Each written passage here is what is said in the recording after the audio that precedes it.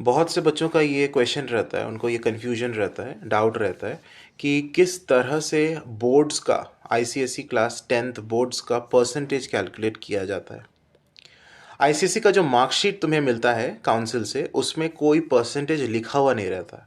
Overall percentage तुमको वहाँ लिखा हुआ नहीं मिलेगा, इसीलिए परसेंटेज को तुम्हें कैलकुलेट करना पड़ेगा। कोई तुमसे अगर पूछे कि तुमने बोर्ड्स में कितना परसेंटेज स्कोर किया, तो तुम्हें परसेंटेज बताना पड़ेगा। अब वो परसेंटेज तुम कैसे बताओगे, कैसे कैलकुलेट करोगे? तो क्या हम सारे सब्जेक्ट्स का मार्क्स को ऐड करके divided by total number of marks multiplied by 100%, इस तरह से हम परसेंटेज निकालते हैं, कि कोई एक दूसरा तरीका भी है? कन्फ्यूजन तो और बढ़ जाता है इस वजह से, क्योंकि कुछ ऐसे बच्चे हैं जिन्होंने 6 सब्जेक्ट्स ऑप्ट किया हुआ होता है, तो उनके 6 सब्जेक्ट्स ही होते हैं बोर्ड्स में। और कुछ ऐसे बच्चे जिन्होंने 7 सब्जेक्ट्स ऑप्ट किया होता है, कुछ उससे भी ज़्यादा या कम। तो number of subjects may be different for different students. तो फिर उस केस में कैसे परसेंटेज कैलकुलेट किया जाएगा? जिस बच्चे ने 7 सब्जेक्ट्स ऑप्ट किया है, तो क्या उनके सारे 7 सब्जेक्ट्स के मार्क्स के हिसाब से परसेंटेज निकाला जाएगा? जिसने क्या 6 सब्जेक्ट्स ऑप्ट किया है, क्या उसके 6 सब्जेक्ट्स के मार्क्स के बेसिस पे परसेंटेज निकाला जाएगा? तो क्या है हिसाब किताब? तो इस बात को समझते हैं, बहुत क्लैरिटी से तुम्हें मैं समझाता हूँ। देखो, काउंसिल के वेबसाइट में कोई ऐसा ऑफिशियली मेंशन्ड रूल नहीं है परसेंटेज निकालने का। ये सबसे पहला चीज़ है, इसको क्लियर कर लो कि आईसीएसई कोई भी फॉर्मूला या कोई रूल अपने वेबसाइट पे उसने नहीं दिया है, ऑफिशियली डिक्लेयर नहीं किया है कि यही स्टैंडर्ड रूल होना चाहिए, ऐसा कुछ नहीं है। लेकिन एक कॉमन रूल है जो कई सालों से प्रैक्टिस में है, और इसी तरह से हम आईसीएसई का परसेंटेज कैलकुलेट करते हैं, और अलग अलग जगहों में ये फॉर्मूला एक्सेप्टेबल भी होता है। जैसे तुम किसी जॉब के लिए फॉर्म भर रहे हो, एप्लीकेशन फॉर्म भर रहे हो, और उसमें तुम्हें 10th का परसेंटेज पूछा गया, तो तुम इस फॉर्मूला को यूज़ करके परसेंटेज निकाल कर तुम अपना परसेंटेज वहाँ लिख सकते हो, और that will be acceptable in most of the cases. ठीक है। और वो तरीका क्या है? वो ये है कि तुम्हें सिर्फ परसेंटेज 5 सब्जेक्ट्स के बेसिस पर ही बताना है। अगर तुमने 7 सब्जेक्ट्स ऑप्ट भी किया हुआ है या 6 सब्जेक्ट्स ऑप्ट भी किया है, तो भी तुम्हारा परसेंटेज कैलकुलेट होगा सिर्फ 5 सब्जेक्ट्स के बेसिस पर। अब वो कौन कौन से 5 सब्जेक्ट्स होना चाहिए?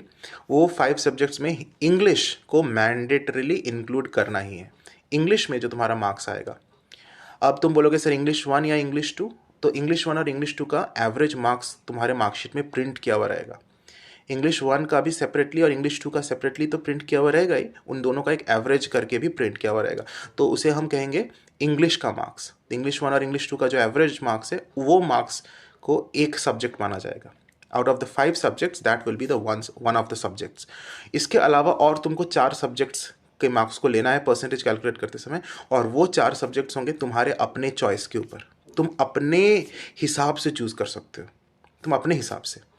अब अपने हिसाब से आदमी वही सब्जेक्ट को चूज़ करेगा जिसके परसेंटेज, जिसके मार्क्स सबसे ज़्यादा रहेंगे। इंग्लिश को तो ले लिया, बाकी का जो 4 सब्जेक्ट है, ऑब्वियसली कोई बंदा कम मार्क्स वाले सब्जेक्ट्स को तो इंक्लूड नहीं करेगा। वो जो हाईएस्ट मार्क्स है, तो रिमेनिंग सब्जेक्ट्स में से जो बेस्ट 4 मार्क्स है, उन्हीं को वो लेकर अपना परसेंटेज कैलकुलेट करता है। तो इस सिस्टम को हम कहते हैं बेस्ट 5 सिस्टम।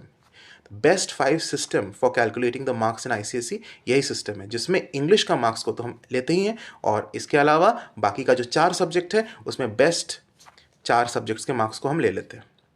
तो this system is known as best 5। लेकिन इसमें भी एक एक्सेप्शन हो सकता है। क्या मैं बता रहा हूँ? मान लेते हैं कि तुम्हारा बेस्ट 5 सब्जेक्ट्स चूज़ करते वक्त तुम्हारा बेस्ट 5 इस तरह से आ रहा है, जिसमें इंग्लिश तो रहेगा ही, इंग्लिश है, फिर तुम्हारा HCG यानी हिस्ट्री सिविक्स जोग्राफी जिसे एक सब्जेक्ट माना जाता है, उस मार्क्स को तुमने लिया।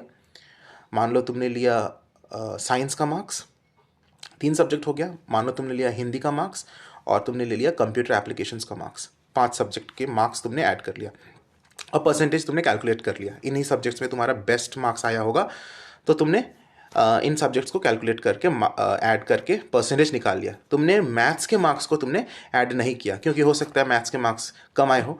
लेकिन अगर तुम 10th के बाद 11th-12th में मान लो कि मैथ्स लेना चाहते हो, तब हो सकता है वो स्कूल तुमसे कहे कि मैथ्स का भी मार्क्स तुम्हें शो करना पड़ेगा, परसेंटेज कैलकुलेट करते वक्त तुम्हें मैथ्स को इंक्लूड करना पड़ेगा। सो इन दैट केस तुम मैथ्स के मार्क्स को इग्नोर नहीं कर सकते हो, क्योंकि तुम मैथ्स ऑप्ट करने जा रहे हो और मैथ्स के ही मार्क्स को तुमने हटाकर तुमने परसेंटेज कैलकुलेट किया है, तो हो सकता है वो स्कूल इस चीज़ को न माने, बेस्ट 5 सिस्टम को न माने, न एक्सेप्ट करे। इन दैट केस तुम्हें किसी एक सब्जेक्ट को हटाकर मैथ्स को वहाँ ले आकर परसेंटेज कैलकुलेट करना है। ठीक है, हो सकता है तुम्हें हिंदी के मार्क्स को हटाकर उसके जगह मैथ्स के मार्क्स से परसेंटेज को कैलकुलेट करना है। परसेंटेज तो कैलकुलेट 5 सब्जेक्ट्स के मार्क्स से ही होगा, लेकिन वो कौन से 5 सब्जेक्ट्स होने चाहिए वो डिपेंड करता है सिचुएशन के ऊपर। तो मैथ्स ऑप्ट करने जा रहे हो और मैथ्स के मार्क्स को ही ऐड नहीं करोगे तो ये एक्सेप्टेबल नहीं होगा in most of the cases. लेकिन अगर कोई जनरल तुमसे पूछ रहा है कि बोर्ड्स में कितना परसेंटेज आया, ये कोई जनरल तुमसे पूछ रहा है, उस केस में तुम अपने बेस्ट 5 मार्क्स को ही बताओगे। इंग्लिश को तो लेना ही है, even if it is not in the best 5, English has to be there, and remaining subjects में से बेस्ट 4 को लोगे, तो इस सिस्टम को बेस्ट 5 बोलते हैं। इस तरह से हम परसेंटेज को कैलकुलेट करते हैं।